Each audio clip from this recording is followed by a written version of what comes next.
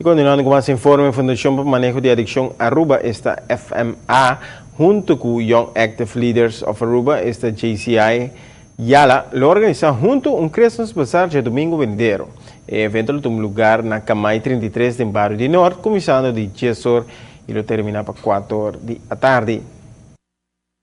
É um mercado de Páscoa, caminha nós também de artesania, com os meus clientes não trabalham e também recycling não também, então clientes não também tem para mostrar, então además também de mercado de produto, nós também tem comida, coisas de bebê, nós também tem canto, sobre a FMA tem sua cor, que chama Bos Renovar, então nós também direção de psicólogo, que é a senhora Maria Müller, ela dirige a cor, nós também canta para promover viagem.